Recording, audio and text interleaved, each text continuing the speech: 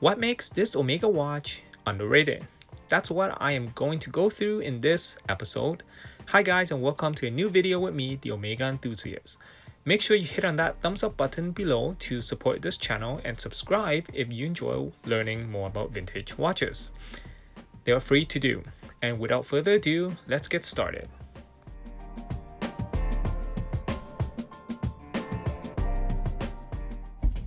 So let's learn a bit about this watch to understand what is so special about it that makes it underrated. You'll first need to know that this case has double sign model numbers, and that would depend on the dial and movement caliber that it carries. Fundamentally, there is a regular automatic version under reference 166.028 or the chronometer automatic version like this piece under reference 168.022. You'll see both of these numbers inside almost every case. Omega introduced this model in 1967 and it lasted until 1970.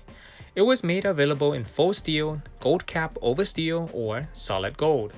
The sturdy solid case measures 36.5 millimeters across, excluding the crown by 42 millimeters from lug to lug.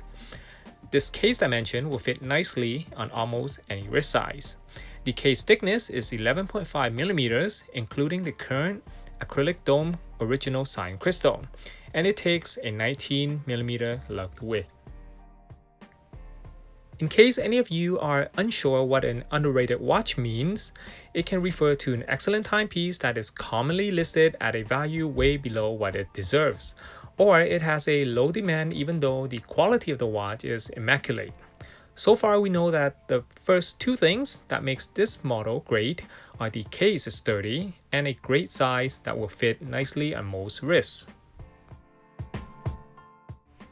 Like all Seamaster watches, this watch is well secured to prevent moisture from entering.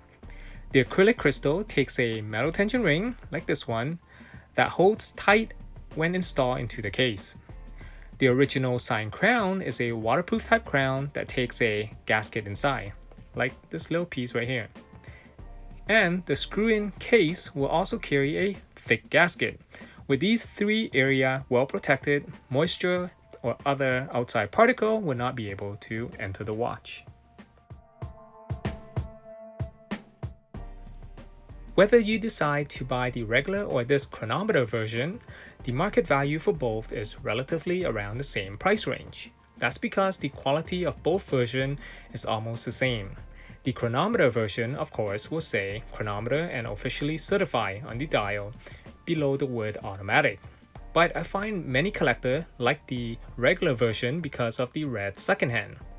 But not all regular version will come with the red second hand. And whether you own the regular or the chronometer version, the watch will come with one of Omega's best vintage automatic date movement with the quick set date feature. So on the regular version under reference 166.028, the movement caliber should be 563 with 17 jewels or 565 with 24 jewels.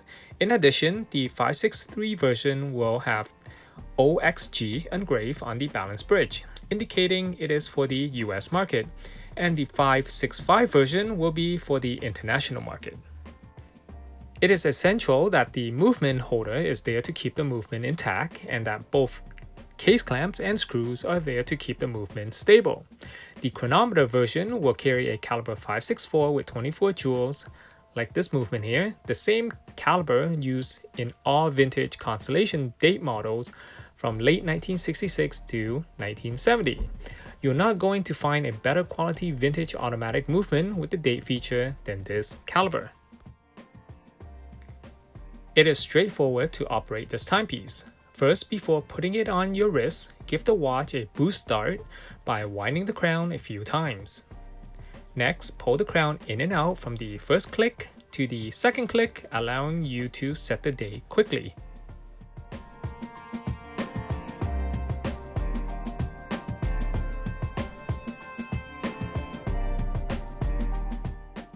Once you get to the correct date, you can begin the time setting.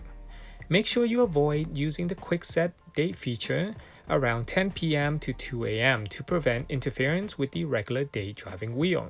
You can learn more about it by watching this video by clicking on the link above. In conclusion, once everyone knows about the greatness of this watch, expect its demand to rise. Just a recap, the case is sturdy and moisture resistant. It takes one of the best automatic caliber with the quick set date feature. It also has an attractive case design, in my opinion, and will fit nicely on most wrist sizes.